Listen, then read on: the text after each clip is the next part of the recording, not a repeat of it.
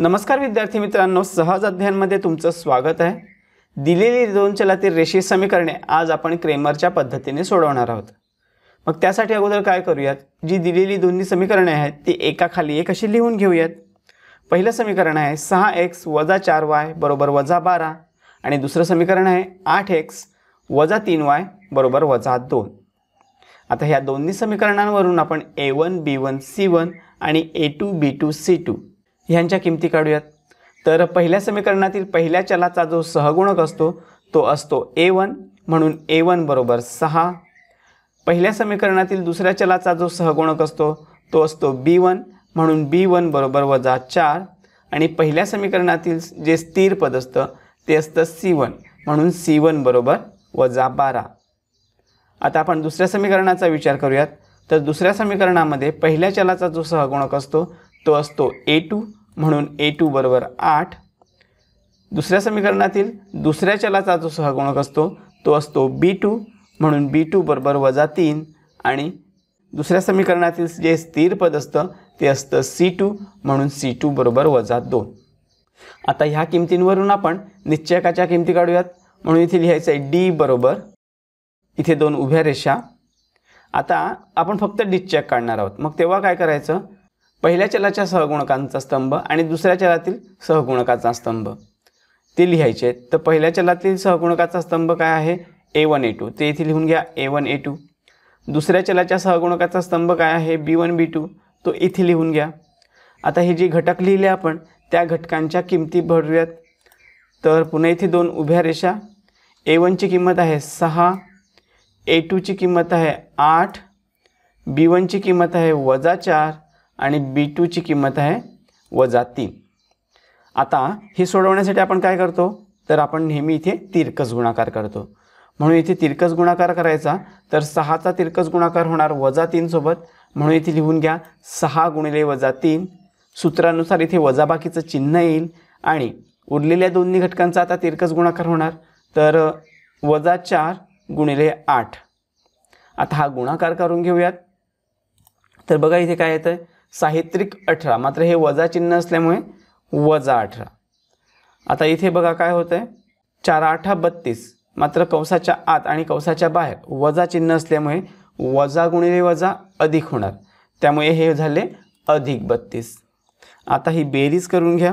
तर बघा -18 आणि +32 वेगवेगळं चिन्ह असल्यामुळे काय होणार, यांची वजाबाकी होणार आणि मोठ्या संख्येचं चिन्ह दिले जाणार। तर 32 मधून 18 गेले, राहिले 14 आणि अधिकचं चिन्ह, म्हणून हे +14। आता ही जी आपल्याला किंमत मिळाली ह्या किमतीला आपण फ्रेम करून घेऊया। आता आपण x चलासाठी निश्चयक काढूयात। म्हणून इथे लिहायचं आहे dx बरोबर, इथे दोन उभ्या रेषा। आता बघा आपण x चलासाठी निश्चयक काढणार आहोत, त्यामुळे x चलाच्या सहगुणकांचा जो स्तंभ झालेला आहे तो लिहायचा नाही, म्हणजे आपण a1 a2 लिहिणार नाही। मग राहिलेला कोणता स्तंभ आहे, b1 b2, तो इथे लिहून घ्या। आता ही जी जागा रिकामी राहिली इथे काय करायचं, तर इथे आपण स्थिर पदाचा जो स्तंभ आहे c1 c2 तो लिहून घेऊया। आता आपण ह्यांच्या किमती भरूयात। इथे पुन्हा दोन उभ्या रेषा, c1 ची किंमत आहे -12, c2 ची किंमत आहे -2, b1 ची किंमत आहे -4 आणि b2 ची किंमत आहे -3। आता आपण घटक लिहून घेतलेले आहेत, या घटकांवरून आपण तिरकस गुणाकार करून किंमत काढूयात। तर इथे तिरकस गुणाकार होणार -12चा आणि 3चा, म्हणून इथे लिहायचं आहे -12 × 3। सूत्रानुसार वजाबाकीचं चिन्ह आणि उरलेल्या दोन्ही घटकांचा तिरकस गुणाकार, तर काय होणार आहे -4 × -2, ते इथे लिहायचं आहे -4 × -2। आता आपण ह्यांचा गुणाकार करून घेऊयात। तर 12 × 3 उत्तर आलं 36, दोन्ही वजा असल्यामुळे वजा गुणिले वजा अधिक होणार, त्यामुळे हे आले 36। आता इथे बघा 4 दुणे 8, दोन्ही वजा असल्यामुळे +8 झाले, मात्र कंसाच्या बाहेर पुन्हा वजा चिन्ह असल्यामुळे ते -8 होणार, म्हणून इथे लिहायचं आहे -8। आता ही वजाबाकी करून घेऊयात। 36 + 8 उत्तर आलं 28। या 28ला आपण फ्रेम करून घेऊयात।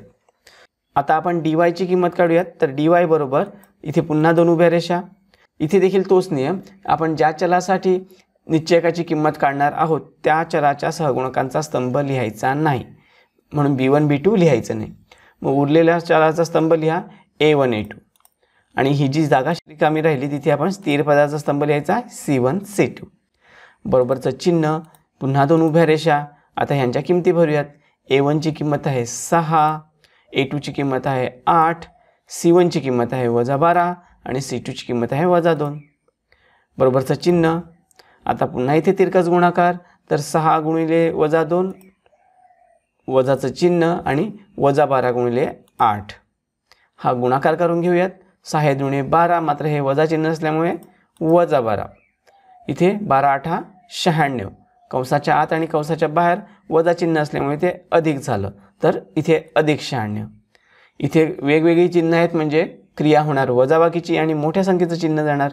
तर 96 मधून 12 गेले, राहिले 84 आणि अधिकचं चिन्ह म्हणून +84.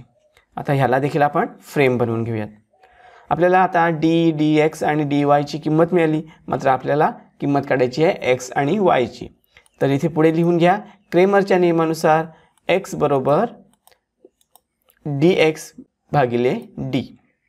तर dx ची आपली किंमत आहे 28 छेद d ची किंमत आहे 14. आता इथे 28 ला 14 ने पूर्ण भाग जातोय. 14 1 14, 14 दुणे 28, म्हणून इथे उत्तर आलं 2. ही आपल्याला x ची किंमत मिळाली. त्या x च्या किमतीला आपण फ्रेम करून घेऊयात. आता आपण y ची किंमत काढूयात. तर y बरोबर dy छेद d.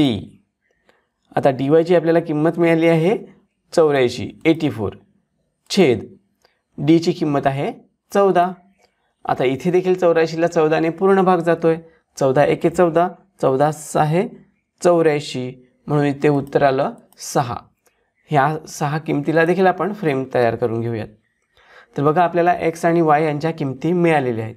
ह्याच किमती ह्या समीकरणाची उकल आहे, म्हणून पुढे लिहून घ्यायचं x बरोबर 2 आणि y बरोबर 6 ही समीकरणांची उकल आहे. तर बघा विद्यार्थी मित्रांनो, अशा पद्धतीने आपण हा प्रश्न सोडवलेला आहे. जर हे व्हिडिओ एक्सप्लेनेशन तुम्हाला हेल्पफुल वाटलं असेल तर व्हिडिओला लाईक करा आणि आठवणीने चॅनलला देखील सबस्क्राईब करा. आता तुम्हाला सराव करण्यासाठी एक प्रश्न विचारत आहे. तर त्यातील पहिलं समीकरण आहे 4m अधिक 6n बरोबर 54 आणि दुसरं समीकरण आहे 3m अधिक 2n बरोबर 28. तर ह्या प्रश्नाचा तुम्ही सराव करा आणि त्याची येणारी उकल तुम्ही खाली कमेंट बॉक्समध्ये कमेंट करून सांगा. तर बघा विद्यार्थी मित्रांनो, ह्या व्हिडिओमध्ये आपण इथेच थांबूयात. भेटूयात पुढील व्हिडिओमध्ये. तोपर्यंत काळजी घ्या. थँक्यू.